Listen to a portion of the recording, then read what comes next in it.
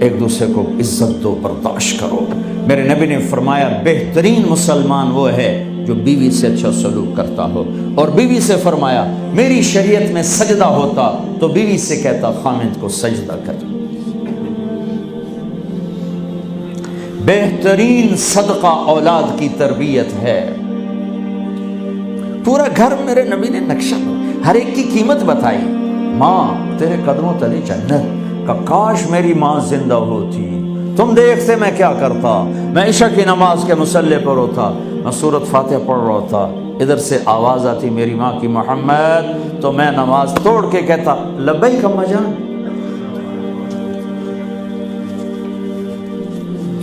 باپ کا تیرے جنت کا دروازہ ہے، باپ تیری جنت کا دروازہ ہے، کھولنا توڑنا نہیں، کھولنا توڑنا نہیں،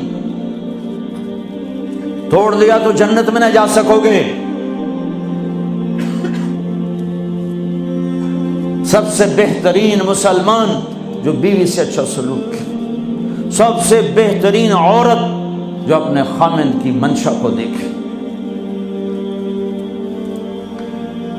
پھر آپ نے ایک عجب بات فرمائی جو معاشرے میں بہت بوجھ بنتا ہے جس کا، ہاں بھائی تمہیں ایسا صدقہ بتاؤں جس سے بڑھ کے کوئی صدقہ نہیں، تمہیں ایسا صدقہ بتاؤں جس سے بڑھ کے کوئی صدقہ نہیں۔ انہوں نے کہا جی کیا؟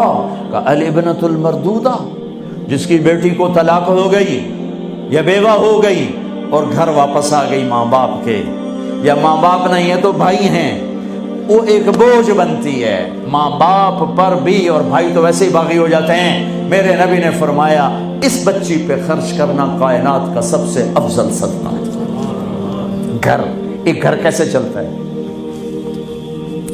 ہمارے ہاں پنجاب، سندھ، بلوچستان سرحد میں بہنوں کو وراثت میں کوئی حصہ نہیں ملتا، سب بھائی کھا جاتے ہیں۔ میرے نبی نے فرمایا جس کو اللہ نے 2 بہنیں دیں اس نے ان کا حق ادا کیا، شادی کی حق ادا کیا۔ ماں باپ کی وراثت میں سے ہوتا ہے، اگر میں نے کوئی خود کمایا ہے اس میں بہنوں کا حق نہیں، ماں باپ سے اگر 1 روپیہ بھی آیا ہے تقسیم کیا جائے گا۔ جس نے بہنوں کا حق ادا کیا، شادی کی حق ادا کیا، اس پہ جنت واجب ہو گئی۔ جس کو اللہ نے 3 بیٹیاں دی، اس نے ان کی ڈولی اٹھائی، وہ جنت میں میرے ساتھ یوں ہوگا۔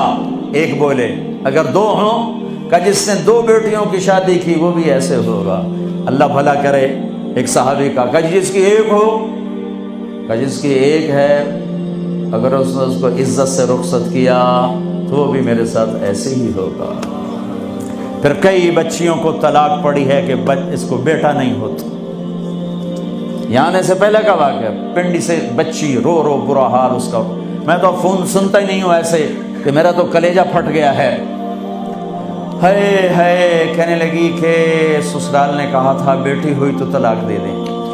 میں نے کہا اس میں میرا کیا قصور ہے، اور بیٹی ہی ہوئی اور مجھے طلاق پڑ گئی، اور میں گھر آ گئی 22 سال کی عمر۔ بیٹی دینے والا اللہ اور ظلم کرنے والا سسرال۔ میرے نبی کو اللہ نے بیٹے دے کے اٹھا لیے، قاسم اٹھا لیے، عبداللہ اٹھا لیے، ابراہیم اٹھا لیے، 4 بیٹیاں دی، 3 زندگی میں اٹھا لی، زینب، ام کلثوم، رقیہ، تینوں آنکھوں کے سامنے چلی گئیں۔ فاطمہ سے نسل چلی، آپ نے فرمایا لوگوں کی نسل بیٹے سے چلتی ہے، میری نسل میری بیٹی فاطمہ سے چلی۔ اس لعنت کو دھویا۔ عورت کا کیا قصور ہے اگر اس بیچاری کو بچیاں ہو رہی؟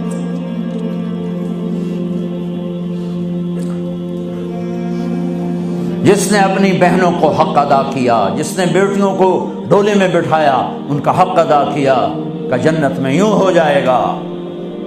بہنوں کو دینا اتنا ضروری ہے، حرام ہو جاتی ہے روٹی۔ میں نے مولانا جمشید صاحب میرے استاد ہیں، میں نے ان سے تفسیر پڑھی۔ میں ایک دن شہد کی بوتل لے کر گیا، پرانی بات ہے 76-77۔ میں نے کہا حضرت یہ ہدیہ ہے۔ فرمایا کہاں سے لائے ہو؟ کہ میرے اپنے باپ کا ہے۔ فرمایا تیرے باپ نے اپنی بہنوں کو، تیرے باپ نے اپنی بہن یعنی میری پھوپھیوں کو، تیرے باپ نے اپنی بہنوں کو زمین میں سے حصہ دیا تھا؟